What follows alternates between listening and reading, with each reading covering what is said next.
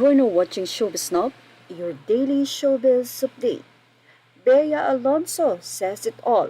Alam nga kaya ni Dominic Roque ang kanyang ex-fiancé na magko-confess itong si Bea Alonso sa nasabi nga pong Tatler magazine, kung saan doon na nga inireveal ni Bea Alonso ang tunay na dahilan ng hiwalayan nila ni Dominic Roque. Anyway, bago natin basahin ang mga naging pahayag ni Bea Alonso sa nasabi nga pong cause or reason ng kanilang hiwalayan ng fiancé na si Dominic Roque, ay sinabi na agad before ni OG Diaz, ang showbiz insider na si OG Diaz, na dahil nga sa belief.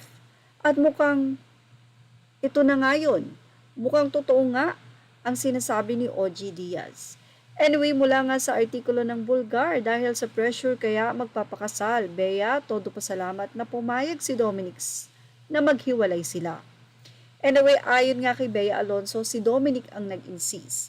May revelasyon si Bea Alonso sa totoong nangyari kung bakit nga ba napunta sa separation ang kanilang relasyon ng kanyang ex-fiancé na si Dominic Roque. Sa glossy magazine ng Tatler, kung saan nasa cover ang bida ng GMA7 drama series na Widow's War. Naging revelation nga ni Bea Alonso, I saw myself marrying this man but sometimes things don't go according to plan. Sometimes God's plan is better and I have learned to embrace that.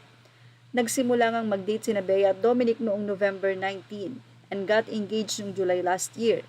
Pero kinansela nila ang kanilang engagement noong January 2024 at gumawa ng public statement noong mid-February. So kung 2019, 20, 21, 22, 23, halos umabot din ng 4 na taon mahigit ang relasyon nila Bea at Dominic na kung saan ang tawag nga sa kanila ng mga avid fans nila ay Bea Dom. Well, pagpapatuloy nga ni Bea, before we announced it, we had been trying to work things out for months. It's not like it happened overnight. It was a process for both of us. Doon ay sinikap nga nila Bea at Dom na sagapin ang kanilang relasyon, pero sa kabila nga nito ay hindi na nga din nila kinaya at hindi nagkasundo. Gaya ng naunang pahayag ni Bea sa interview sa kanya ni Nelson Canlas, hindi siya ang nakipaghiwalay, kundi si Dominic. Say ni Bea sa Tatler, it always take to tango. Sometimes relationships don't work and that's fine. I guess I also have to thank him because had he not been courageous enough actually to acknowledge that there was something wrong in our relationship, I may have continued to be carried away by the pressures of society. Bagamat sinabi nga ni Bea na walang dapat sisihin sa breakup nila ni Dominic, aminado naman ang aktres na napakasakit para sa kanya na siya ang sinisisi ng mga tao.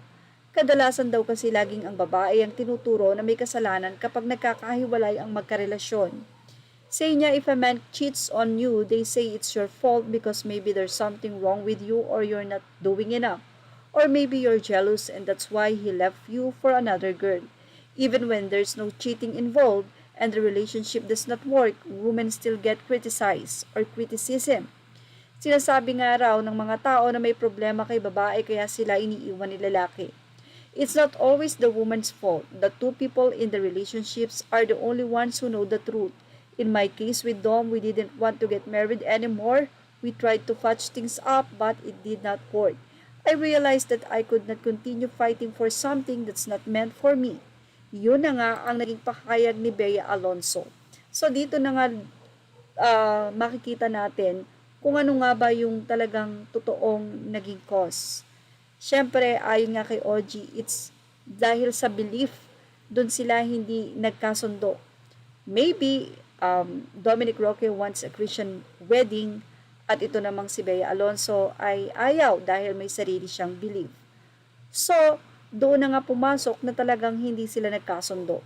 At kahit pa nga hindi nila ituloy ang kasal, hindi na sila pwedeng magpatuloy sa kanilang relasyon or maging boyfriend and girlfriend na ayon nga kay Bea Alonso, si Dominic na mismo ang nag-decide na sila ay maghiwalay dahil alam nilang may problema na sa kanilang relationship. And being a Christian like Dominic Roque, nandoon yung matinding paghawak niya sa kanyang faith. Like also Bea Alonso na nandoon yung kanyang paniniwala. But being a Christian like Dominic na sumunod na nga kamakailan lamang sa tubig ng bautismo, ay mayroon nga doon na kumbaga ay sa pagiging Christian mo ay marami ka talagang dapat na, na sundin.